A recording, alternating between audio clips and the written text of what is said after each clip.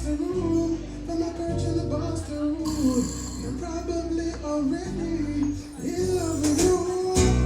Because my disposition are to abort this mission, but only for a while. Cause like I said, I'm crazy, or maybe I'm just lazy, or maybe I'm just gonna get old. Genealogy. On the ancestral lands of the great Kulin nations, I soulfully acknowledge Tangata Nu'u. Indigenous peoples, Ma'anga Nu'u, ways of being that have existed tens of thousands of years. I further honor the mana and wisdom of elders past and present, and all those who continue to hold these spaces. Well, I think it's interesting to get speakers from different backgrounds and different cultures because it's just kind of nice to get that exposure, and her culture was clearly such a big, influential part of her poetry, and it was very evident the way she performed it, and so I thought that was great. It was just a treat. Yeah, really lovely. Melbourne is such a strong city for poetry and spoken word, and being able to present these diverse array of poets throughout these festival sessions next to each other was a really great example of that diversity within Melbourne and the strength of the poetry scene. It's why we're here. Don't be real, be amazing. The best way to serve is when your dreams come true and it's fulfilling when it impacts the lives that surround you. For you and I can render no greater service than to make the most of ourselves. And unless someone like you cares a whole awful lot, nothing is going to get better. It's not. Because see, English is a fancy restaurant. It's nice, but it's not that satisfying. With at least 18 words for love, I come from a frickin' smorgasbord. Teta taught me how to dig my teeth into letting the past go by planting it in your garden, growing chickpeas and making falafel with them. So from a Melbourne Festival perspective, we're delighted with this program. I guess as the CEO of Melbourne Festival and as a board member of Multicultural Arts Victoria, it's wonderful to see a program like this within the context of an international arts festival.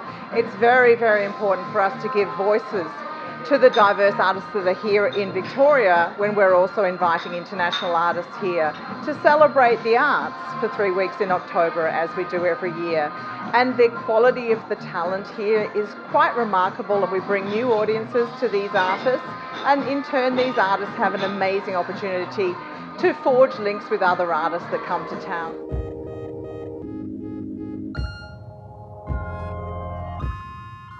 Visible Music Sessions is a really amazing partnership between Multicultural Arts Victoria and the Melbourne Festival, because it enables us to showcase artists from across our music programs, really, really talented musicians from emerging refugee asylum seeker communities that are involved in our Visible Music program, which is a recording mentoring program that kind of gives a kickstart to professional and emerging musicians. From our Remastered Myth program, which is a creative development project that brings together artists from diverse musical and cultural backgrounds to collaborate.